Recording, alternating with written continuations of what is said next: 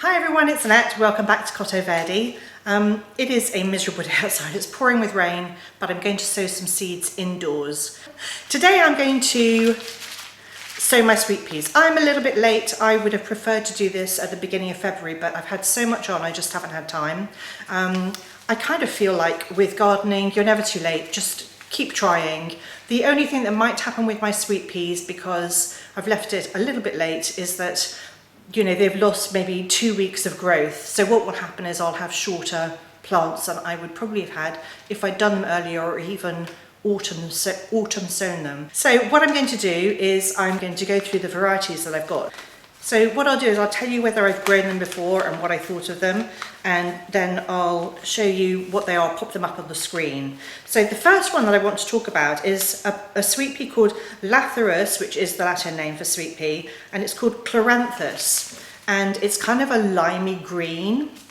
I don't know why I'm showing you the packet again. It's pointless because you can't see anything. It says it's a hardy, half-hardy annual, and the reason I want to grow this is particularly because of the colour. I don't know whether it's scented. I can't remember. I obviously bought it in January this year. I am also sowing some Spring Sunshine Champagne. This is a new seed from Swan Cottage. It's new to me, sorry. I am sowing something that I've sown before, which is Mrs. Bernard Jones, absolutely gorgeous. Again, from Swan Cottage, love that. And I've got some more Mrs. Bernard Jones. I'm sowing Molly Rhinestone, also absolutely beautiful, love the scent. I'm sowing a new one to me called Gwendolyn, very excited about that. And I'm sowing another one that's new to me called Anniversary. And then I'm sowing this one from Sarah Raven. So of course you're going to have it up on the screen. And this one's called Matucana. I don't know, but the colours on this one were the ones that I was going for. So I had like 3 different varieties climbing up a trellis, and the Matucana ones were the ones that like spoke to me, and I kept wanting to pick them. So I'm glad I've still got some of this seed, but it is very old. And in fact, on the back of the packet it says sow by December 2021. So I'm not sure how many seeds I've got in here, but I think I might put them all in the same pot in the hope that something grows. And then a packet that I've got here is called Charlie's Angels, and Charlie's Angels is one that I didn't like. So it's blue, and for some reason this particular blue just did not speak to me. I'm not sowing those. I'm not sure why I've kept them, but I didn't like it.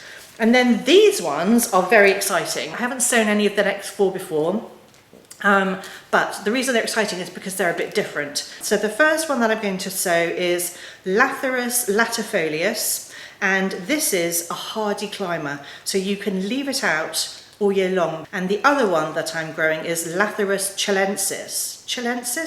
Chilensis. Again, it says it's a hardy climber, and then I've got 2 more. So the other one is Lathyrus roseus. This is a hardy perennial. I can leave it out. Once I've sown it, it will come back again year after year after year. And then the last one that I've got is called Lathyrus sylvestris, and this also is a hardy perennial. And I'm very excited about the sweet peas that I don't have to re-sow every year. The only thing that I'll say about the hardy perennial sweet peas is that they don't have any scent. The seed packets say soak for 24 hours, but in the past when I've soaked for 24 hours, I have found that some of the seeds feel a bit sort of slimy and squishy, so I think that's too long. So I will judge. I'm going to put them in bowls. I will definitely soak them for 3 to 4 hours, and then I'll judge how they feel at that time, whether I'm just going to pop them in their pots. You can actually sow sweet peas without soaking them at all, especially if you're just popping them in the soil in the garden. But the difficulty with that is that you don't know which ones are going to germinate, and soaking them gives you a better chance of having a good germination. So I forgot to mention, the other thing you have to do is mark your sweet peas. Don't forget when you're soaking them to put a label into each pot, unless you don't mind mixing them up. But do remember to mark them. I am going to put a special mark on mine saying HP, so that I know that 4 of them are hardy perennials. Those will have HP on the label, because otherwise I might clear them up come the winter or when I think they're over, and I shouldn't. And I don't want to forget. The other thing I'm going to say is that if, in case you haven't watched my other videos, I do use plastic plant labels, but I use a garden marker, and if you clean the plant labels when you finish with them with just normal nail varnish remover, branded nail varnish remover, then they come clean, and so you can reuse them, and it's not wasteful or harmful to the environment.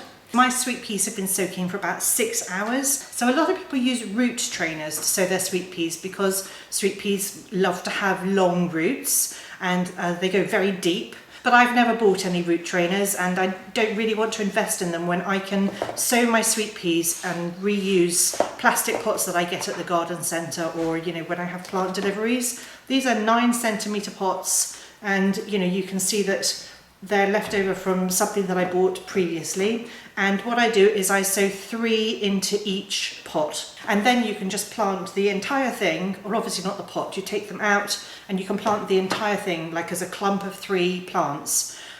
If I've got old seed, like some of my seeds from 2020, so in that instance I've soaked more than 3. As seed gets older, the germination rate really reduces, and I will put more than 3 into one of these pots. If I have 4 germinate, I will snip one off, because actually you don't want more than 3 plants in one of these 9 centimetre pots. There wouldn't be enough goodness in there and your plants would be weaker. There wouldn't be enough room for the roots. So if more than 3 germinate, I'll take out the ones that I don't want, the weaker plants. Everybody does things differently. Some people, with their sweet peas, instead of soaking them, what they'll do is they'll lay them in some kitchen towel, some damp kitchen towel, and then they'll wait for them to germinate in that damp kitchen towel. I think you put it in a plastic bag, so you fold it into damp kitchen towel, slide it into a plastic bag and wait for it to germinate. I mean, I suppose you could use a Tupperware container, but just something that will keep the humidity in. And then you wait for it to germinate, and then you take this delicate little seed with its tiny root and shoot out, and you put that in the soil. And I think I'm just not nimble enough to do that, so I'd rather do it this way and just oversow if I need to. And I know seeds are expensive, but if I've got old seed, it's just going to go to waste. It's just going to go to waste anyway, so I'd rather sow it and see what happens. I'm going to sow these seeds literally just by pushing them in. I'm going to push them about 1 centimetre deep into the soil. I think that's about 1/2 inch, something like that. So not very deep. You want to leave, a lot of space for the roots to grow. And so you only want to put them, near the surface. And I'm sowing all my hardy perennial sweet peas in exactly the same way that I'm sowing, the ordinary, gorgeously fragrant sweet peas. And then when I've sown all the seeds, I'm going to water them in, and I will overhead water these, and then I will just keep an eye on them and make sure that they stay damp. So you don't want them to be wet because that will rot the seeds, but you definitely need them to be moist in order for the seed to germinate properly.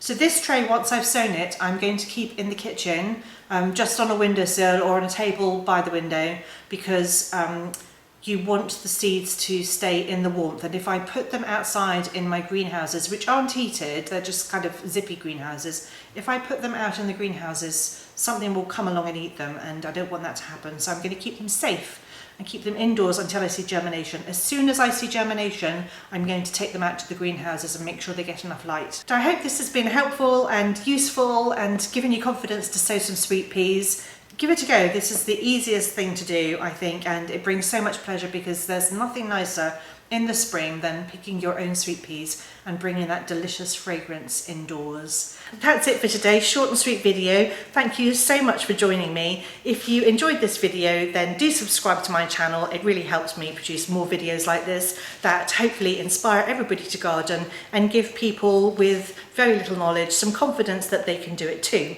Thank you for joining me, and I'll see you all next time.